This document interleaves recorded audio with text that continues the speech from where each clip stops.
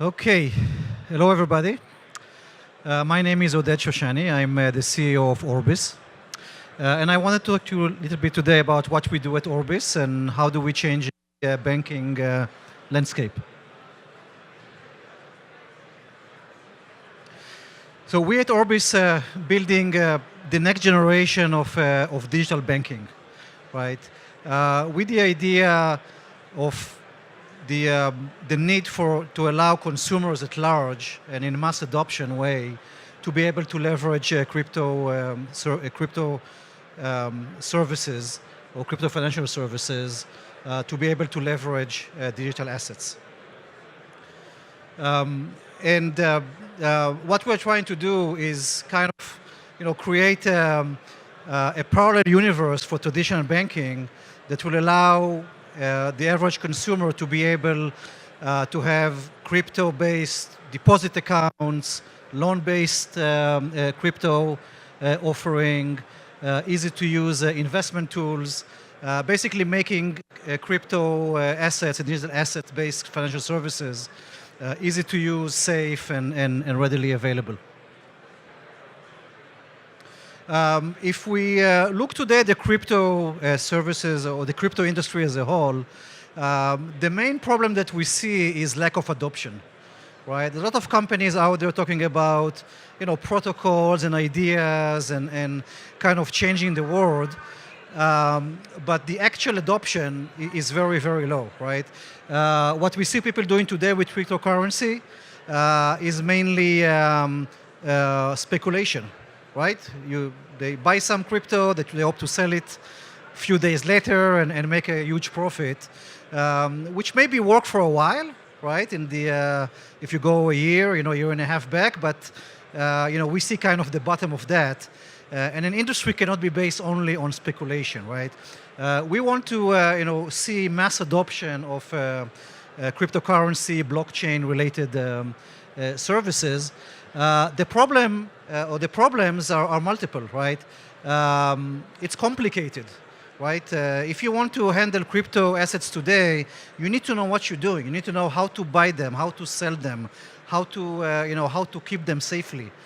It's very easy to make a mistake. If you, for example, lose your private key of some of your tokens or coins, you basically lost your assets, right? It's like losing cash, right? It's very volatile, right? It's difficult to use something for day-to-day usage when you see fluctuation of sometimes dozens of percentage daily or on a weekly basis, right? And this all causing adoption to be very, very limited. There was a recent survey that was done to look at number of wallets, right? How many wallets are out there and how people are using them, right? So the good thing is that you see that since 2015 there was about 500% growth in wallets, right? So people are using them more and more. But obviously, to be even close to what we used to today with online banking, mobile banking, basic services that people use today on a global basis, they're probably in the hundreds of millions, right? So how do we get this adoption rate, from 25 million today to hopefully hundreds of millions in coming years? The main obstacle that people were talking about, why they don't get into this industry is the complexity, right? It's complicated, it's hard to use, right? So it's a stumbling block, right? So I'm going to talk a little bit how Orbis is, planning to change that, at least as it comes to banking services. Right, so we're building a set of financial tools which are blockchain-driven and crypto-based, right? Products like our Orbis 10 is actually a project we have launched a few months ago. It's basically an index fund or an ETF, if you will, right? It maps underneath the 10 top, liquid cryptocurrencies out there, right? So every Orbis 10 coin include some percentage of Bitcoin, some percentage of Ether, XRP, and others, right? So you basically, instead of going and try to figure out, should I buy Bitcoin or should I buy Ether or something else, you buy Orbis 10 and immediately you get exposed to 10 of the top cryptocurrencies out there. Much more stable because on average the fluctuation will be smaller, right? And there's no headache of needing to manage day to day and figure out what to buy, what to sell. We're doing that within the Orbis 10 fund. The next product we're working on, and we're going to release it in the next couple of months, it's a loan backed by crypto assets. With the simple idea, a lot of people own crypto assets and they want to keep it, right, from different reasons. Maybe they bought it when they were very high and now the price is down. Maybe they just want it as a long-term investment. We'll allow them to use their crypto asset as collateral. So they will deposit the crypto asset with us, right? We'll keep it safe with our custodian. And in return, we will give some portion of the value of this asset as a line of credit with a credit card attached to it, right? So let's say if you have $10,000 worth of crypto, you can deposit it with us, and maybe we'll give you $6,000 or $7,000 line of credit that you can go and use for a day-to-day spend. You still own the crypto as long as you pay back your loans on your monthly schedules. Once the loan is paid, we'll give you back your crypto, right? So just another way to tap into the value of the assets without actually selling them. And other projects down the line include deposit accounts, right? Because today crypto assets are just sitting there, whether they're in your safe or on one of the exchanges. But unless you see change in value, you get no return. There's no passive return on these assets. So we're going to offer deposit accounts, very much like a saving account today or a CD at the bank, that will pay interest rates on, for just keeping the asset with us. The ability to use that using debit cards and transfer money between different banking accounts for day-to-day use, right? Remittance is also something very trivial. People want to move money, and the advantage of crypto assets is that you can move money globally very, very easily and very, very cheaply, right? And other products will follow, like investment tools, healthcare-related, gaming, real estate tokenization, right? To really make digital asset a part of everyday's life, right?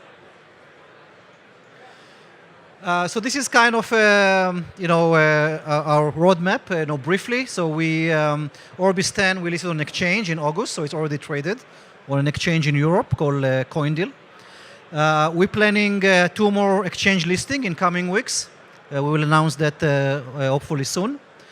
The Orbis loan and credit card, the MVP, the beta will be launched, before the end of the year, right? And we're also doing our STO to fund all this operation, right? And I'll talk about STO, which is the security token offering, what it is, and why are we taking this approach versus an ICO, which is more traditional, right? Yeah, so I don't know how many of you are familiar with what is security token offering. I believe there's a whole track in this conference, so I recommend you go and listen to some of the sessions there. But basically, security token is a regular equity, right? You can think about it as almost like a regular stock or some kind of an equity that one can take in a company.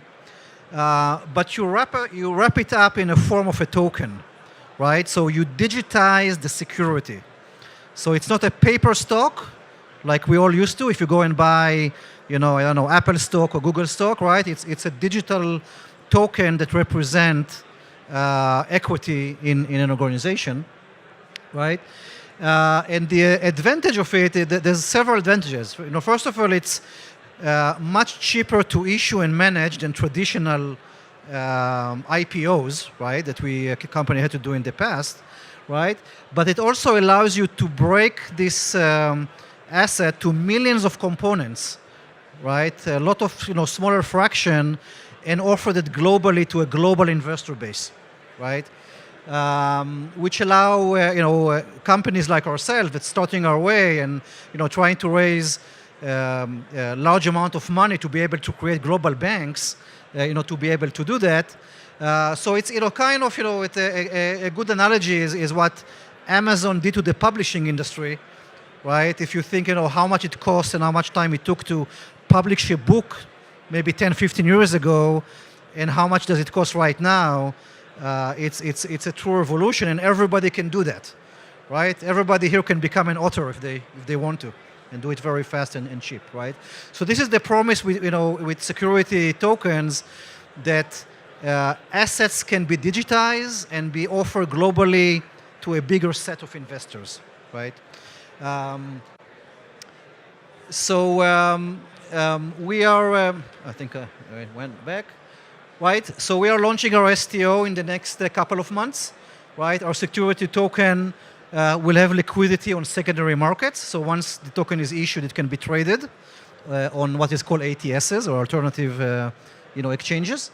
It will provide dividend, right? This is what it's a security. It's like a stock. And we will share 30% of our net profit as a company with the token holders on an annual basis. We're looking to raise 100 million in the first wave. Again, we need to buy banking license globally, set up banking operation. It is very expensive to do.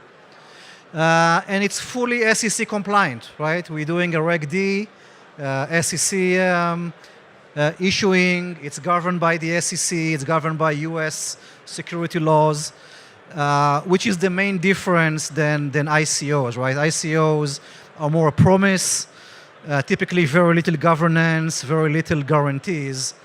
The market is moving into STOs because as investors, people want to make sure the money is safe and it's being done right with the right governance and the right guidelines.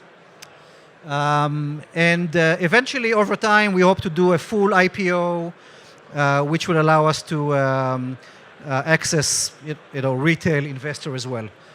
STO, I didn't mention that, but STO under Reg D is only for accredited accredited investors. Basically mean high net worth individuals or institutional investors that, the SEC look at them as they can lose some money and they still will have something to eat for dinner, right? Versus the average consumer, right? So this is kind of the steps you need to take to do a security token offering.